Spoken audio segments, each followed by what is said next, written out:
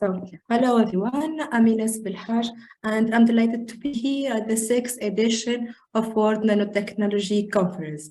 As a PhD student at the University of Lisbon, my research area focuses on the development of membranes and electrodes for direct liquid fuel cells, and in this scope, gold-based MOF electrocatalysts have been studied as anodic catalyst for direct liquid fuel cells. This work was done in collaboration between the two universities, University of Lisbon and University of Portugal.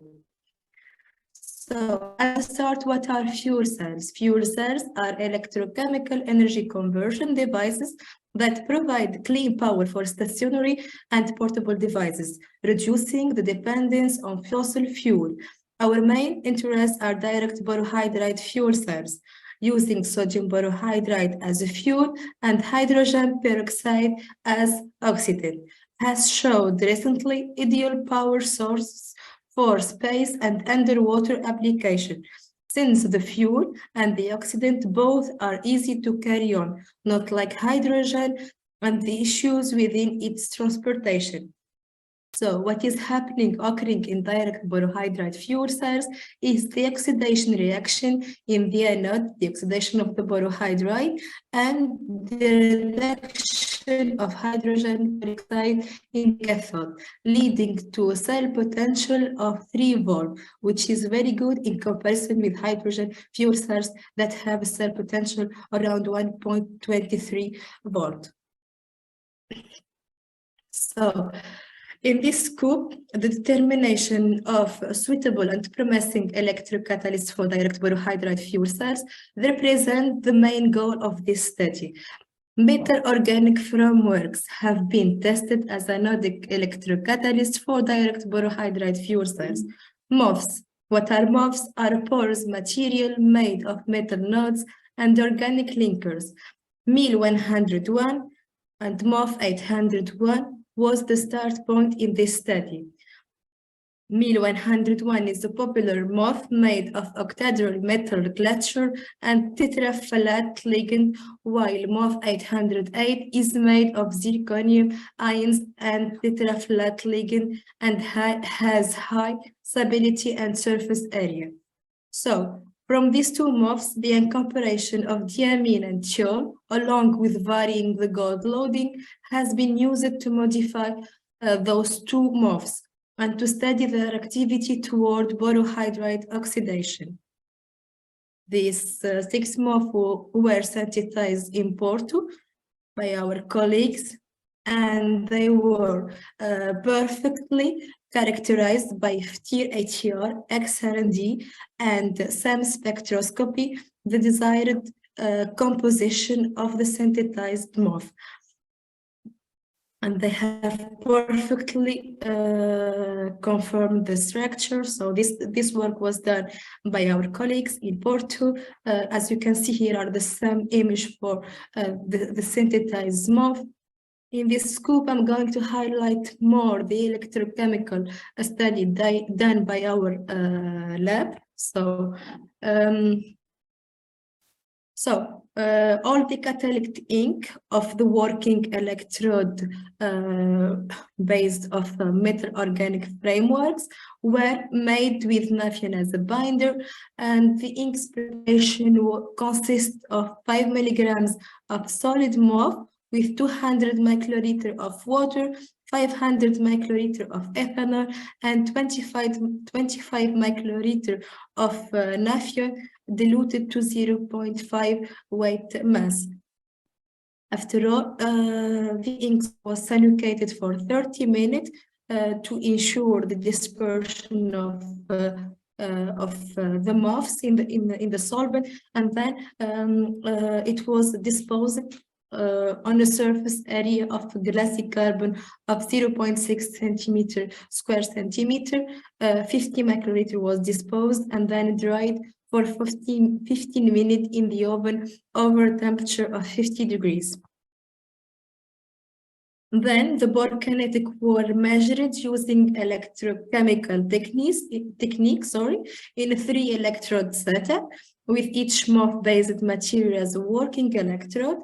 and the platinum mesh as a counter electrode, and the saturated columnar electrode with saturated KCl as reference electrode. The measurements were performed in 30 milliliters of electrolyte in a glass cell using a squid state potentiostat to run the cyclic voltammetry, the linear sweep voltammetry, and chronobarometry, and the highly alkaline solution of 0.3 molar of sodium borohydride and adding 2 molar of sodium hydroxide was used. Sodium hydroxide was used as supporting electrolyte to maintain high pH of 14.3 pH. So, running running the cyclic voltammetry of the 6 working electrode. So as we can see, mil 101 with the diamine complex and the gold particle, and MOF 808 with the diamine complex and the gold particle had showed the high current density with 19.9 milliamp per centimeter and 25.6 milliamp per centimeter respectively. So from this result, we focus more for the further study in those two materials. And here, the figure displayed the CV result for mil 101 and MOF 801 separately in sodium hydroxide, the supporting electrolyte, and sodium borohydride to see the borokinetic oxidation, to see the borokinetic oxidation with these two MOFs. So as we can see, the complete CV, the anodic scan and the cathodic scan with the two oxidation peak for the anodic scan, and the 2 peaks for the cathodic scan. Also here, the peak of the cathodic scan is negligible, but for MOF 808 we can see the both cathodic scan fixed. So also running different scan rate and for mil 101 and MOF 801 with the diamine complex was done to calculate the charge transfer coefficient and the number of the exchange electron. And as we can see, the peak potential of mil 101 with the diamine complex and the gold particle, and MOF 808 with the diamine complex and the MOF and the gold particle shifted more positive value with an increase in the scan rate, which is attributed to the slow kinetic of the borohydride oxidation reaction on the examined electrode. This slowness may be due to the irreversibility of the borohydride reaction. To confirm this, we use the modified Randle-Civic equation for irreversible process. And from this equation, we are able to calculate the number of the exchange electron N. But first, we need to determine the anodic charge coefficient alpha by, as you can see, by the equation of the potential dependence on the logarithm of the scan rate and the potential, and the anodic transfer coefficient alpha were determined to be 0.8 for mil 101 and 0.7 for MOF 808, which is slightly close to the theoretical one. Alpha need to be 1, but like this slight increase in speakers, alpha. Excuse me, speakers. Okay, time is left 5 minutes. Okay. Oh, okay.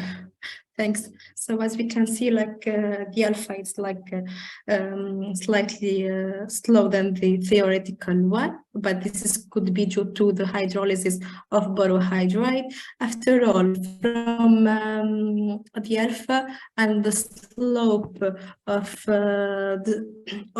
the slope, we can determine the number of the exchange electron that it has calculated to be 7 for 101 and 3.12 for MOF 801. And considering that there are two possible oxidation reactions taking place for borohydride oxidation, the direct one with the total number of transferred electron 8 and an indirect one with 4 transferred electrons. Then from the calculated N value, we can confirm that for 101, the oxidation reaction is direct, but it could be impacted with the undesired hydrolysis reaction of borohydride, while for MOF 808, the oxidation reaction is indirect, and while it could be also definitely affected by the undesired hydrolysis reaction of borohydride. Also, the dependence of temperature has been studied, and CV was investigated the effect temperature for both MOFs, and the results show that increasing the temperature to high current density and slight shift in oxidation peak toward positive potential. The activation energy was determined using then after the Arrhenius equation with slopes obtained from the Arrhenius plots, and the activation energy for 101 was determined to be 13.6 kilojoule per mole, and for MOF at 808 was determined to be 15.3 kilojoule per mole. Also, the current density of the effect of the concentration of borohydride was also studied, and as we can see, the current density for both MOFs 101 and MOF 801 was investigated with varying the borohydride concentration, and according to the Nernst equation, an increase in oxidant concentration correlate with an increase in anode potential, and in the overall cell also increase. Additionally, high oxidant concentration lead to enhanced the fuel mass transfer for Bohr kinetic, which contribute to an increase in the current density. It was possible from the CV with varying the concentration of borohydride to determine the reaction order for both MOFs, and it was confirmed that beta for 101 was to be 0.4, and for MOF 808 was determined to be 0.6. Next step that we already start work on it is to test those two MOFs in a 3D printed fuel cell that it was designed and printed in our lab. So in order to determine the final cell potential of the fuel cells. And to conclude, the 6 MOF-based material were synthesized and tested for Bohr activity using cyclic voltammetry and linear sweep voltammetry, and it was confirmed like 3 MOFs, like 101 and with the diamine complex gold particle, and MOF 808 with the diamine complex and the gold particle. MOF 808 with thiol complex and the gold particle showed a notable activity toward Bohr, but like we focused more on 101 and MOF 801 and MOF 808 with the diamine complex. And the study has concluded that the gold contribution to Bohr kinetic is insignificant than the complex added diamine and thiol. So in this stage, further tests need to be done in order to determine the effect of gold to the added complex thiol and diamine. Thank you for your attention, and if you have